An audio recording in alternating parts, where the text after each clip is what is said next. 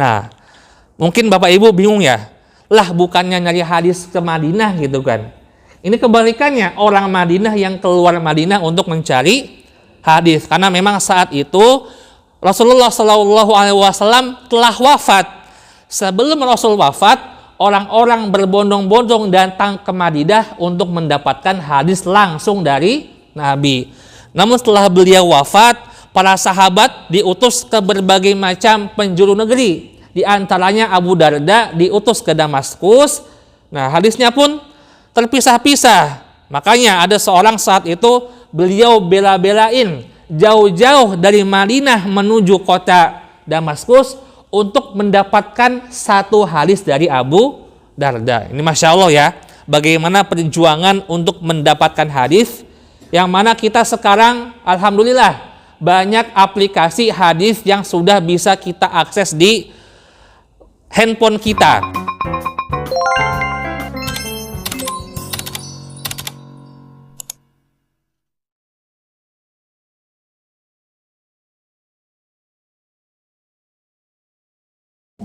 Bismillahirrahmanirrahim. Uhayyikum bitahiyatil Islam. Assalamualaikum warahmatullahi taala wabarakatuh. Assalamualaikum warahmatullahi wabarakatuh.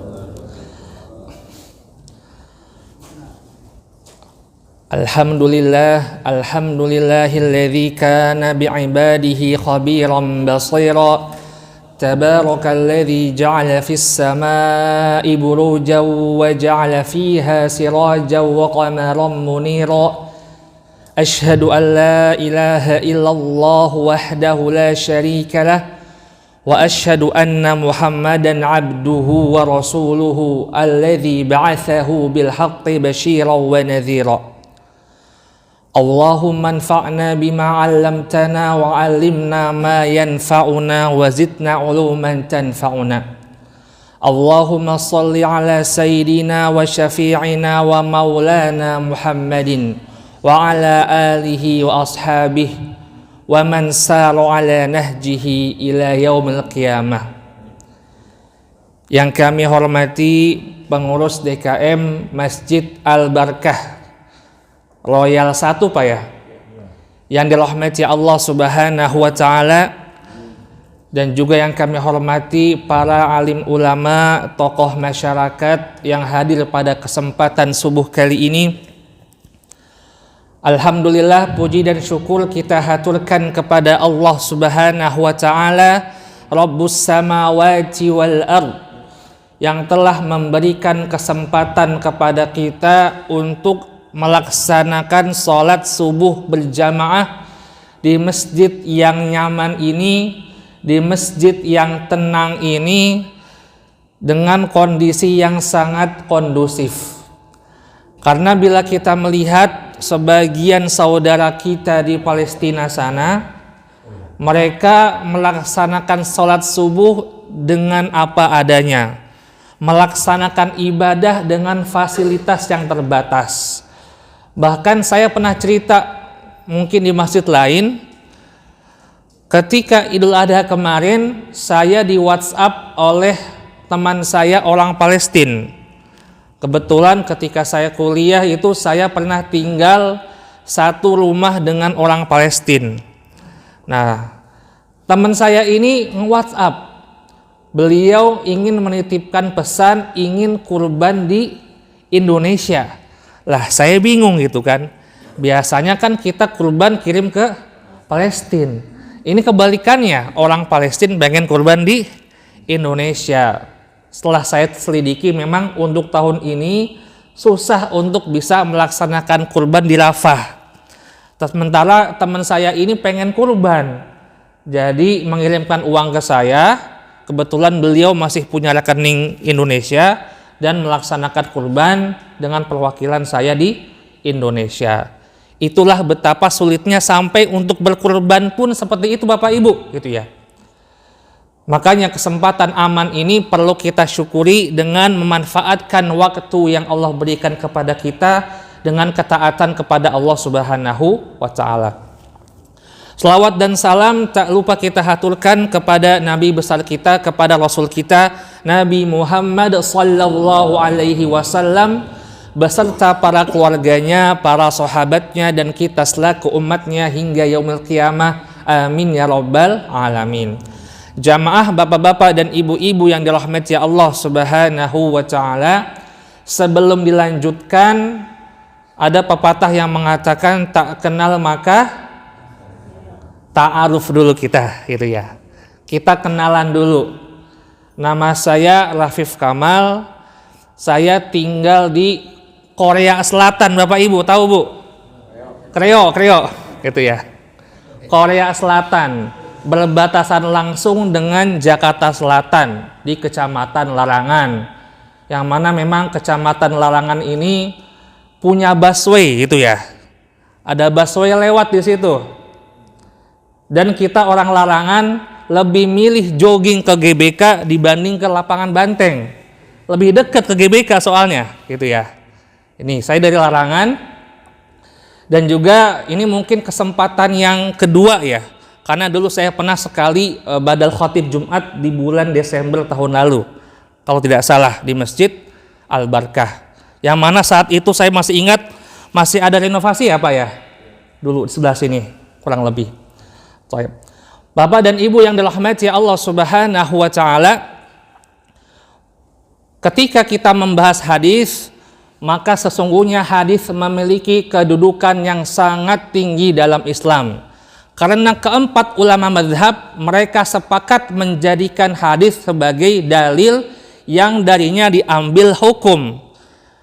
Ulama empat mazhab sepakat, empat dalil yang disepakati adalah Al-Quran, yang kedua hadis atau as-sunnah, yang ketiga ijma, dan yang keempat adalah qiyas.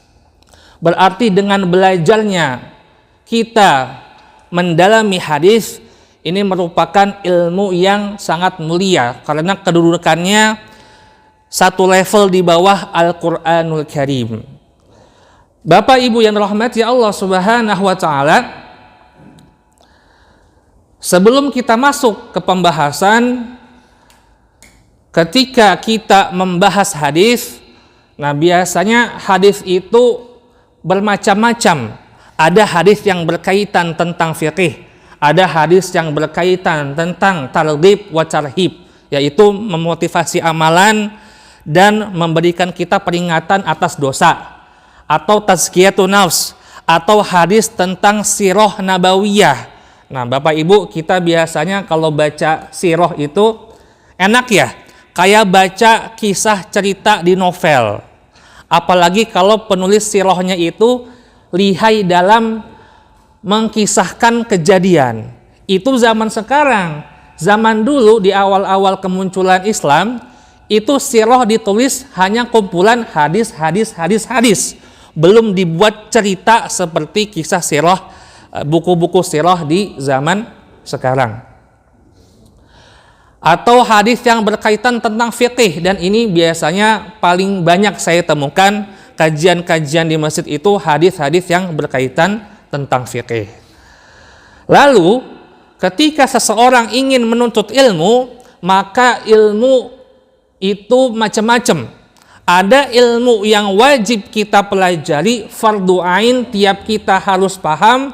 Ada juga ilmu yang fardu kifayah, yang mana dalam satu daerah jika ada satu orang yang sudah menguasai, maka dosa orang satu daerah tersebut gugur karena sudah ada satu orang yang menguasai. Sama hukumnya seperti hukum sholat jenazah. Jika sudah ada yang menyolatkan, maka satu desa insya Allah tidak terkena dosa. Tapi jika satu desa tidak ada yang menyolatkan, nah makanya itu satu desa akan terkena dosa jika tidak melaksanakan sholat jenazah. Disebutkan oleh Syekh Zainuddin Al-Malibari dalam kitab Manzumah Hidayatul Azkiya ila Thariqil Awliya.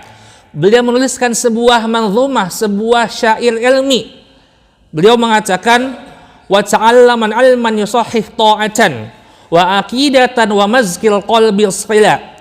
Hadhihi thalathatu fardu ainin fa'rifan wa'mal biha tahsul najat wa'tila. Nah, di sini beliau meringkas 3 jenis ilmu yang hukumnya fardu ain, yang tiap diri kita wajib untuk menguasainya.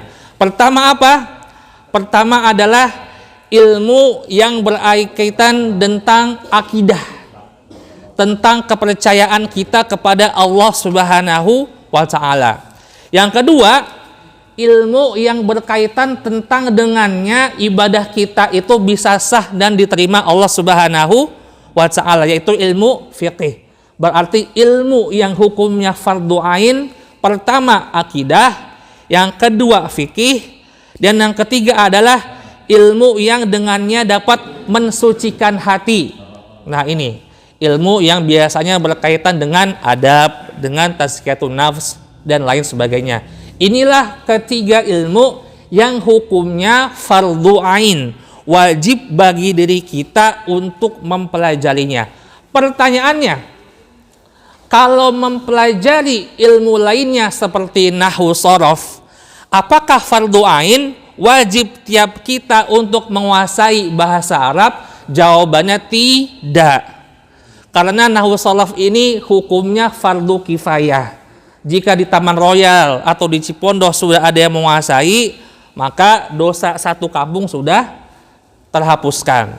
Bagaimana dengan ilmu tajwid? Nah, apakah ilmu tajwid juga fardu ain, tiap kita wajib untuk mengetahuinya? Disebutkan oleh Syekh Jazari dalam matannya, walakhdhu bit tajwini hatmun lazimu man lam yusahih, atau dalam riwayat lain man lam yujawwidil qur'ana athimu. Seseorang itu membaca Al-Qur'an dengan tajwid hukumnya wajib, dan barang siapa yang tidak memperbaiki bacaan Qur'annya maka dia berdosa. Nah, di sini maksudnya apa, Pak?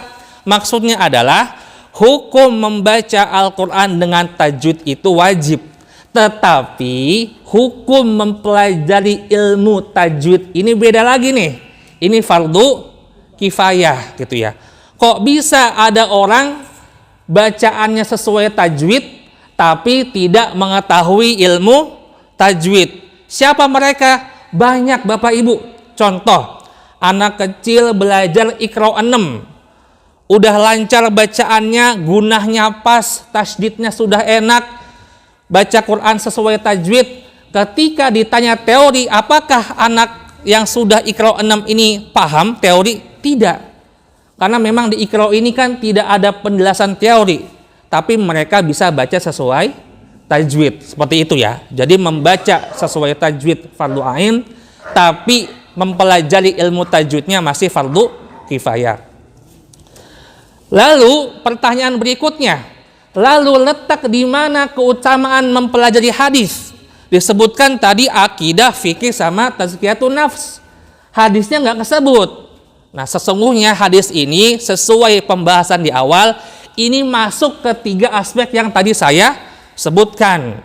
Jika kita ingin mempelajari akidah, maka kita mempelajari hadis-hadis yang berkaitan tentang akidah. Jika kita mempelajari fikih, maka kita cari hadis yang berkaitan tentang fikih, dan begitu juga seterusnya. Jadi memang ilmu hadis ini atau hadis ini mencakup ketiga ilmu wajib yang kita harus pelajari. Karena ilmu hadis ini sebagai penopang. Tidak mungkin seorang faqih dapat menentukan sebuah hukum tanpa bantuan hadis. Itu tidak mungkin. Sebagaimana tidak mungkin Bapak Ibu kita semua bisa tahu gerakan sholat dari A sampai Z jika kita hanya bermodalkan Al-Quran. Di Al-Quran tidak ada tata cara sholat secara lengkap, karena semua itu dijelaskan bukan di Al-Quran, tetapi dalam hadis Nabi Muhammad Sallallahu Alaihi Wasallam. Dan kemudian Bapak Ibu yang dirahmati Allah Subhanahu Wa Taala, sebelum masuk ke pembahasan utama, saya ingin sedikit menyinggung mengapa ilmu pertama yang paling utama itu mempelajari tauhid dan akidah. Karena memang ini sesuai dengan ajaran Nabi Muhammad Sallallahu Alaihi Wasallam. Ketika itu beliau 13 tahun berdakwah di kota Makkah Al-Mukarramah. beliau hanya fokus mengajarkan tentang akidah. Ketika di Mekah belum ada yang namanya kewajiban puasa Ramadan, belum ada kewajiban haji, belum ada kewajiban amalan-amalan yang banyak, karena memang fokus dalam pendalaman akidah itu. Bahkan ketika dakwah di Mekah pun perintah berhijab pun belum turun gitu ya, karena memang tadarruj syariat itu step by step. Jadi kalau ada orang baru hijrah, jangan langsung digaspol gitu ya. Nanti khawatir stres dia. Pelan-pelan gitu kan, belajar berhijab, belajar sholatnya dulu gitu kan, belajar ngaji. Jangan langsung dipasang target tinggi. Dan ini sesuai dengan dakwah Nabi. Step by step, tidak langsung menuntut umatnya melakukan A sampai Z, tidak. Tetapi pelan-pelan dulu. Dan ilmu yang paling mendasar adalah akidah. Sayangnya zaman sekarang Bapak Ibu, banyak di antara kita ini yang kurang paham akidah, jadi mudah ditipu daya. Contoh yang pertama, saya lagi lihat lagi rame yang namanya cek khodam gitu kan. Nah itu, tuliskan nama Anda, nanti khodamnya siapa, apa rawa lontek, apalah, saya nggak paham tuh ya. Itu anak muda pada ini ya. Ya itu kan memang hal seperti itu, satu sisi memang candaan, sisi lain ini bisa bermasalah akidahnya jika kita mempercayai hal seperti itu. Atau contoh berikutnya, anak-anak zaman sekarang dan zaman dulu juga suka percaya dengan ramalan bintang zodiak. Nah ini buat apa gitu kan? Tidak perlu dipercayai. Toh ada seorang murid kami gitu ya, kebetulan saya pernah ngisi mabit di Asyukriyah. Ada anak putri SMP nanya, Ustadz, zodiak itu beneran nggak? Kenapa? Kok saya merasa tebakannya bener semua ya, gitu kan? Saya merasa relate sama kehidupan saya. Nah, saya juga penasaran, kok bisa ya? Setelah saya cek, ternyata memang penulis zodiak ini mereka itu pintar Bapak Ibu, menjadikan kata-katanya itu semuanya umum. Jadi berapapun tanggal lahir kita, kapanpun bulan kita lahir, kita akan merasa relate gitu kan. Saya pernah nyoba gitu kan, masukkan tanggal lahir Anda, bulan lahir Anda, kemudian zodiak Anda seperti ini. Tips-tipsnya adalah semangatlah menjalani hidup, karena hidup yang Anda jalani itu berat. Saya mikir, mau saya lahir Januari, Februari sampai Juni juga, tiap orang hidupnya itu berat dijalani gitu kan. Jadi memang tekniknya gitu Bapak Ibu. Mereka menggunakan kata-kata yang umum, anak muda suka disemangati karena merasa sesuai. Padahal pernah ada curhatan dari penulis zodiak di majalah-majalah, dia berkata, saya ini sebenarnya ngarang gitu kan, demi kejar konten untuk terbit bulanan seperti itu gitu ya. Dan contoh yang kedua, tadi kita membahas akidah, sekarang membahas fikih. Nah ini fikih ini memang Masya Allah ya, di Indonesia ini kita mayoritas bermadzhab Syafi'i. Seperti tadi kita sholat, ketika sholat kita membaca doa kunut, dan itu merupakan madzhab Syafi'i, karena di mazhab Syafi'i kalau tidak kunut disunahkan untuk melaksanakan sujud sahwi gitu kan. Dan juga tasyahud akhirnya tadi miring tuh, tawaruk gitu kan. Saya pernah sholat di samping Syekh Arab Saudi, sholat subuh tawaruk, ditegur, ya akhi hadza khata', wahai saudaraku ini salah, harusnya kamu iftirosh, kayak sujud di antara dua sujud, bukan tawaruk. Nah saya paham nih, Syekh, kita beda mazhab Syekh gitu ya. Ente Hambali itu aturannya tiap sholat 2 rakaat maka tahiyat akhir iftirosh, gak tawaruk, gak miring, gini. Itu mazhab Hambali. Ya saya Syafi'i, ini bukan benar salah gitu kan, karena memang kita beda mazhab saja. Nah gitu ya. Jadi memang hadis ini perlu kita pelajari agar kita tahu nih, apakah amalan kita itu landasannya dari hadis apa. Atau jika memang tidak ada hadisnya, kita bisa merujuk ijtihad ulama siapa yang mendalilkan amalan tersebut. Dan untuk tazkiyatun nafs, ini banyak sekali ulama yang menuliskan kitab-kitab hadis yang berkaitan tentang adab keseharian. Di antaranya adalah kitab Riyadhus Shalihin. Ini ya, di sini membahas tentang kesabaran, tentang penyucian hati, tentang keikhlasan dan lain sebagainya. Atau juga Imam Bukhari menulis kitab Al-Adab Al-Mufrad. Ini merupakan kitab yang hampir mirip seperti Riyadhus Shalihin yang membahas tentang adab-adab keseharian.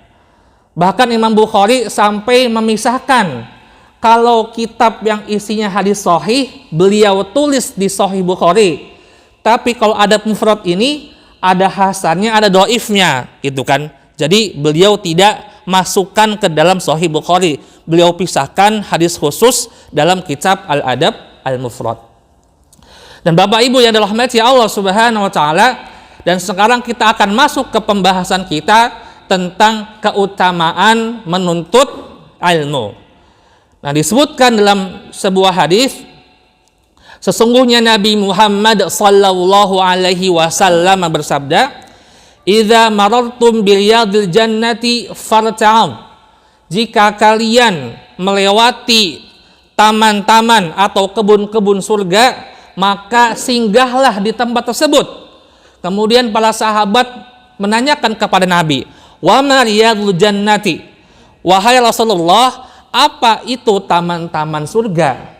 Maka Nabi Muhammad mengatakan, "Hilaku dzikri." Taman surga itu adalah Sugra, bukan ya, itu Sigra nama mobil. Taman surga itu adalah hilaku dzikri, halakoh zikir. Lalu kita bertanya lagi, apa itu halakoh zikir? Nah, seorang tabi'in atau bin Abi Rabah berkata, halakoh zikir yang dimaksud dalam hadis ini adalah majalisul zikri hiya majalisul halalil haram. Halaqah zikir itu adalah majelis yang di dalamnya membicarakan ilmu halal dan haram. Kaifa tashtari wa tabi wa tusalli wa tasum wa tankih wa tutallaq wa tahuj wa asbah dzalik. Yang majelis itu membahas tentang bagaimana engkau berjual beli, bagaimana engkau menunaikan salat, bagaimana engkau puasa, bagaimana engkau menikah, mentalak, haji dan semacam itu. Maka insyaallah forum kita pada subuh kali ini merupakan halaqah zikir, majelis ilmu, riyadul jannah, taman di antara taman-taman surga, yang mana dengan singgah dalam majelis ini insya Allah kita mendapatkan ganjaran pahala dari Allah Subhanahu wa taala. Amin ya rabbal alamin. Kemudian jika kita sudah menghadiri majelis ilmu, apa benefitnya? Nah itu kan, orang zaman sekarang kalau ditawarin sesuatu, untungnya apa buat saya gitu. Nah di sini kita akan membahas, memang jika kita hadir di majelis ilmu, apa saja faidah yang kita dapatkan. Disebutkan dalam sebuah hadis, An Katsir bin Qais qala kuntu jalisan ma'a Abi Darda fi masjid Dimashq. Dari Katsir bin Qais, dia berkata, sesungguhnya aku sedang duduk bersama seorang sahabat yang bernama Abu Darda di Masjid Damaskus. Damaskus itu sekarang masuk ke daerah Suriah gitu ya. Faja'ahu rajulun faqala ya Abu Darda inni ji'tuka min madinati Rasulullah sallallahu alaihi wasallam li haditsin ballaghani annaka tahaddatsuhu an Rasulillah sallallahu alaihi wasallam ma ji'tu li hajatin. Ketika Katsir bin Qais sedang duduk bersama Abu Darda di Masjid Damaskus, datang seorang laki-laki berkata kepada Abu Darda, "Wahai Abu Darda, saya ini datang jauh-jauh dari kota Madinah, kotanya Rasulullah Sallallahu Alaihi Wasallam, untuk mendapatkan hadis yang pernah Rasulullah sampaikan kepada Anda." Nah, mungkin Bapak Ibu bingung ya, lah bukannya nyari hadis ke Madinah gitu kan. Ini kebalikannya, orang Madinah yang keluar Madinah untuk mencari hadis, karena memang saat itu Rasulullah Shallallahu Alaihi Wasallam telah wafat. Sebelum Rasul wafat, orang-orang berbondong-bondong datang ke Madinah untuk mendapatkan hadis langsung dari Nabi. Namun setelah beliau wafat, para sahabat diutus ke berbagai macam penjuru negeri. Di antaranya Abu Darda diutus ke Damaskus. Nah, hadisnya pun terpisah-pisah. Makanya ada seorang saat itu beliau bela-belain jauh-jauh dari Madinah menuju kota Damaskus untuk mendapatkan satu hadis dari Abu Darda. Ini Masya Allah ya, bagaimana perjuangan untuk mendapatkan hadis, yang mana kita sekarang alhamdulillah banyak aplikasi hadis yang sudah bisa kita akses di handphone kita. Bahkan bagi orang seperti saya, kalau kemahalan beli kitab, solusinya bisa pakai PDF gitu kan. Harga kitab ada yang 2 juta, 1 juta, 500.000, macam-macam gitu kan. Kalau memang itu semua tidak bisa kita beli, minimalnya kita punya versi PDF-nya. Dan zaman sekarang alhamdulillah semuanya sudah dimudahkan dengan teknologi. Kemudian mendengar seorang yang meminta hadis kepada Abu Darda, maka Abu Darda berkata, qala Rasulullah, qala fa inni sami'tu Rasulullah sallallahu alaihi wasallam yaqul, sesungguhnya aku telah mendengar Rasulullah sallallahu alaihi wasallam bersabda, man salaka tariqan yatlubu fihi ilman salakallahu bihi tariqan min turuqil jannah. Barang siapa yang melalui jalan untuk menuntut ilmu, maka sesungguhnya Allah Ta'ala akan memberikan kepadanya jalan menuju surga. Dalam riwayat lain, man salaka tariqan yaltamisu fihi ilman. Ini riwayat Abu Darda. Redaksinya sedikit beda tapi intinya sama, yaitu barang siapa yang menempuh jalan untuk belajar agama, untuk ngaji, untuk menuntut ilmu, maka Allah akan berikan kepada dia jalan menuju surga. Makanya Bapak Ibu gitu ya, kalau kita bingung bagaimana fast track, nah biasanya orang main ke Dufan bayar mahal buat fast track, gak ngantri gitu, gak ngantri langsung masuk wahana. Masuk surga juga bisa pakai fast track. Dengan cara apa? Bukan dengan cara bayar gitu ya. Saya pernah lihat ada sebuah agama ya, yang di tempat ibadahnya itu menjual kafling surga gitu ya. Barang siapa yang masuk surga bayar 1 sekian miliar, maka akan mendapatkan surga. Weh, ini bisnisnya lancar gak nih gitu ya, jualan kafling surga. Saya tidak ingin menyebutkan agama apa ya, dan daerahnya di Meksiko kalau tidak salah. Ada yang menjual kafling surga. Nah, kalau kita tidak bisa Bapak Ibu gitu ya, kalau kita bisa beli surga dengan uang, maka cukup kita korupsi gitu kan, maka langsung bisa DP surga cicilan 20 tahun gitu kan. Nah gitu. Nah ini kalau menurut ajaran Nabi Muhammad, cara kita untuk bisa masuk surga itu dengan cara cepat, diantaranya dengan cara menuntut ilmu. Ada yang protes, Ustadz saya tuh ngaji dari dulu, belajar tajwid sekian puluh tahun, bacaannya nih lidah udah kekunci gitu kan, gak bisa benar-benar. Apakah saya pensiun saja atau tetap lanjut?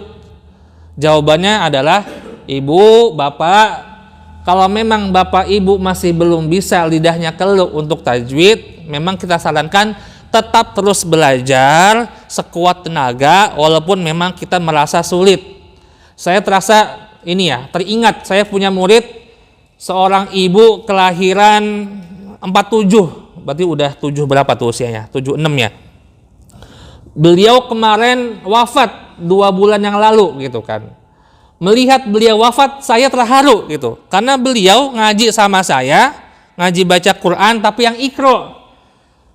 Sampai Iqra 5 saya turunin ke Iqra 2 gitu kan. Maaf Bu, kayaknya ibu murojaah lagi Bu ya. Saya turunin, apakah ibu ini langsung kabur gak mau ngaji? Enggak gitu kan.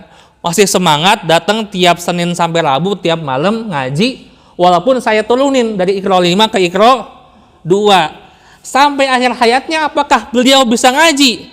Belum gitu ya. Mentok-mentok mungkin beliau Iqra 3, Iqra 4. Tetapi Allah Ta'ala tahu mana hambanya yang sudah berusaha gitu kan. Wah, ini hamba ini sudah berusaha, walaupun ngajinya Iqra-nya turun gitu kan, tetapi Allah Ta'ala mengetahui usaha yang beliau lakukan. Dan kemudian lanjutkan dalam hadis berikutnya, Abu Darda berkata, wa innal malaikata la tadau ajnihataha ridon li talibil ilmi. Dan sesungguhnya jika ada halaqah penuntut ilmu, maka malaikat akan membentangkan sayapnya ridho atas penuntut ilmu. Nah makanya ini insya Allah pertemuan kita pada pagi hari ini diliputi oleh malaikat yang membentangkan sayapnya ridho atas perlakuan yang kita lakukan. Ustadz, emang Ustadz bisa melihat malaikat? Jawabannya nggak bisa ya. Saya tidak bisa melihat malaikat. Kok sok tahu ada malaikat? Karena memang ada hadisnya. Walaupun kita tidak bisa melihat malaikat, tapi memang banyak hadis yang berkata jika ada sebuah forum penuntut ilmu, maka malaikat akan membentangkan sayapnya dan berdoa kepada kita. Disebutkan dalam hadis lain, wa hafathumul malaikah wa dzakarahumullahu fiman indah. Jika ada majelis ilmu, maka akan diliputi oleh para malaikat dan para malaikat itu saling menyebutkan nama-nama kita di hadapan Allah antara mereka satu sama lain. Saya jadi ingin geser sedikit Bu pembahasannya tentang melihat makhluk gaib gitu ya. Ada orang yang mengatakan jika kita bisa melihat makhluk gaib ini merupakan sebuah kelebihan.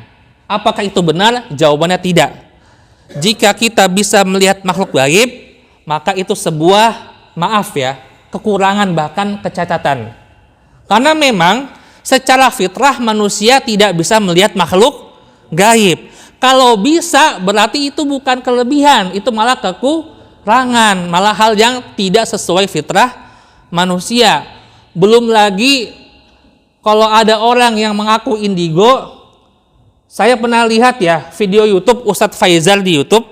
Beliau buat sebuah riset kecil-kecilan. Ada 3 orang sama-sama mengaku indigo.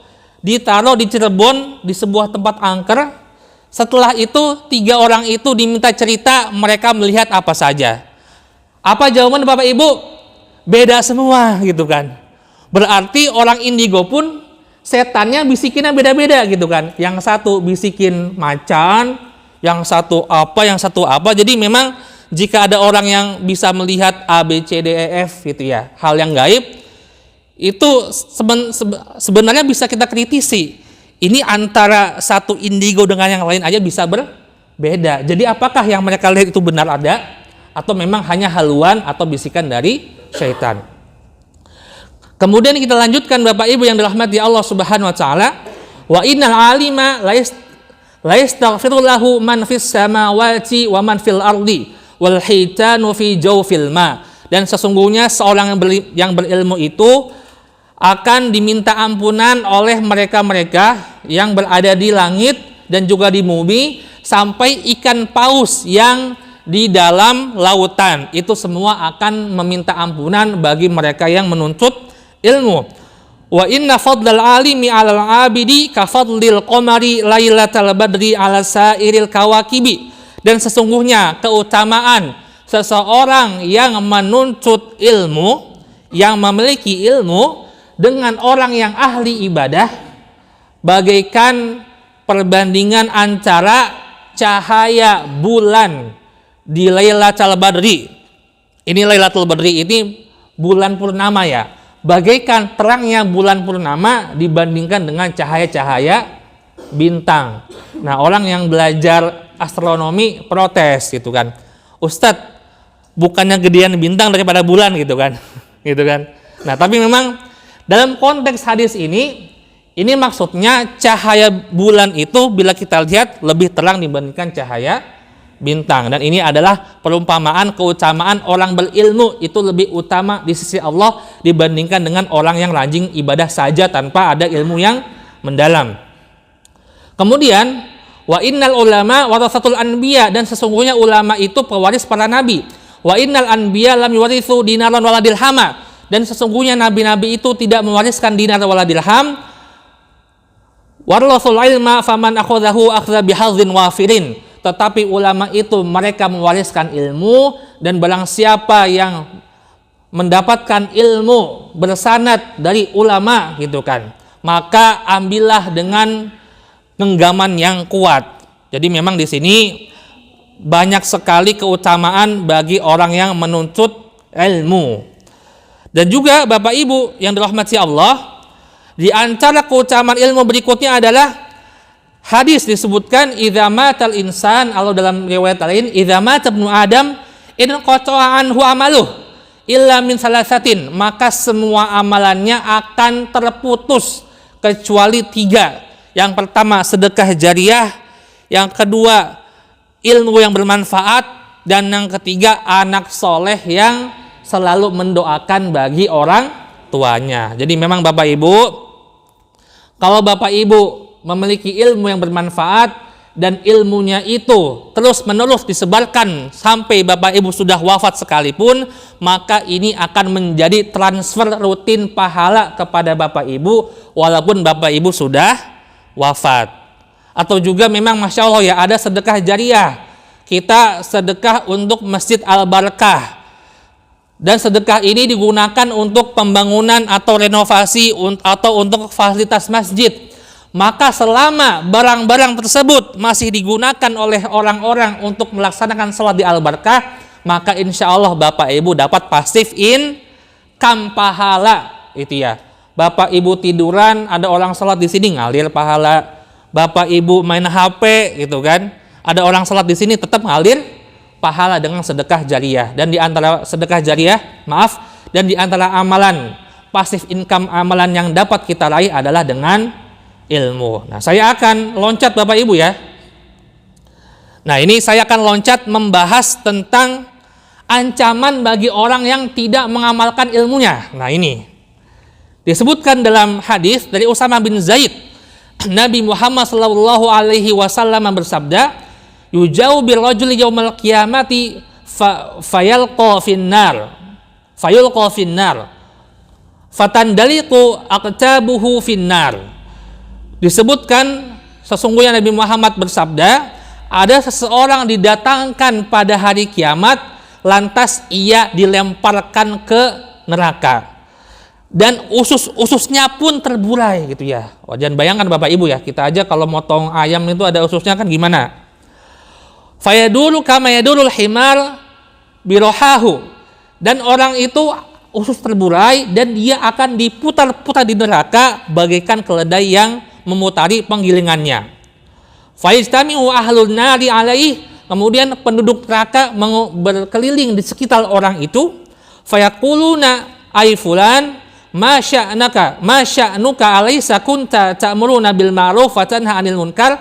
Wahai fulan, kami penduduk neraka ini penasaran, kenapa ente disiksa dengan siksaan yang sangat berat seperti ini, sementara kan dulu kamu di dunia itu suka amal ma'ruf nahi munkar. Qala, kemudian orang itu berkata, kuntu amarukum bil ma'ruf wala ati wanhakum 'anil munkar wa ati. Dia berkata, dulu saya itu sering menyuruh kalian untuk berbuat yang ma'ruf, tetapi saya tidak melaksanakannya. Dan saya suka melarang kalian dari yang munkar, tetapi saya melanggarnya. Hadis Bukhari dan Muslim. Dan juga ada sebuah hadis, ini hadis mauquf ya. Hadis mauquf itu merupakan hadis dalam kitab hadis, kadang-kadang Sahih Bukhari sekalipun, Sahih Muslim sekalipun, dan Sunan sekalipun, itu kita kan biasanya di otak kita itu hadis adalah semua perkataan Nabi. Pertanyaannya, apakah semua hadis di Sahih Bukhari dan Muslim itu ujung-ujungnya Nabi yang mengatakan? Jawabannya tidak. Ada sebagian hadis mauquf. Apa itu hadis mauquf? Hadis mauquf ini adalah kumpulan hadis yang masuk dalam kitab hadis, tapi yang mengatakannya sahabat. Gak ada qola Nabi, gak ada. Tapi sahabat yang mengatakannya, dan ini biasanya nyempil di kitab-kitab hadis walaupun jumlahnya sedikit ya. Nah, ini ada sebuah hadis mauquf dalam kitab hadis Ibnu Majah, Sunan Ibnu Majah, disebutkan dari Jabir bin Abdullah, beliau berkata, la ta'lamul ilma litubahu bihil ulama, Janganlah kalian belajar ilmu agama untuk flexing, berbangga diri di depan para ulama, ngadu kepintaran gitu kan. Wala litutmaru bihi sufaha, dan janganlah kalian menuntut ilmu untuk mendebat orang-orang bodoh. Maksudnya mendebat orang-orang bodoh di sini memang debat itu boleh ya Bapak Ibu ya, dalam rangka mendekatkan hujah di depan orang yang sesat. Sebagaimana ulama kita dulu banyak yang mendebat para ahlu bid'ah, yang mereka bid'ah di sini adalah mereka yang akidahnya itu bermasalah, mengatakan bahwa yang namanya iman itu ya keyakinan aja di hati, gak usah amalan. Selama kita beriman ya kita beriman, gak usah sholat, kita udah beriman. Ini kan ahli bid'ah nih. Nah itu kan ulama dulu banyak yang mendebat, itu gak apa-apa. Debat yang dilarang adalah debat yang tidak ada faidahnya, atau debat dengan orang-orang bodoh yang tidak ada faidahnya. Wala takhayyaru bihil majalis faman fa'ala dzalika fannaru wannar. Maka janganlah kalian sekali-kali mendekati majelis yang seperti itu, maka barang siapa yang mendekati majelis seperti itu, Jabir berkata, maka neraka itu lebih pantas baginya, neraka lebih pantas baginya. Nah, di sini Bapak Ibu yang dirahmati Allah, sebelum saya masuk ke tanya jawab, ada pertanyaan. Serem banget kalau kita berilmu tapi kita tidak mengamalkan. Lebih baik saya nggak usah belajar daripada saya ilmunya banyak nanti saya tidak mengamalkan. Nah ini kan kadang-kadang ada orang berpikiran seperti itu. Daripada ilmu saya banyak tapi nggak dipraktekin, nanti diputer-puter di neraka khususnya gitu kan. Lebih baik saya nggak belajar sekalian, biar nanti saya di nerakanya, nauzubillah bukan neraka ya, biar saya nanti aman gitu kan. Apakah perkataan ini benar? Nah ini perlu kita koreksi Bapak Ibu, jangan sampai dengan hadis ini Bapak Ibu malah takut untuk menghadiri majelis Jumat subuh atau Sabtu subuh di Masjid Al-Barakah. Kenapa? Takut gak ngamalin katanya. Wah itu, jangan sampai gitu ya. Maksudnya adalah, saya tanya, apa hukum menuntut ilmu? Wajib gitu kan.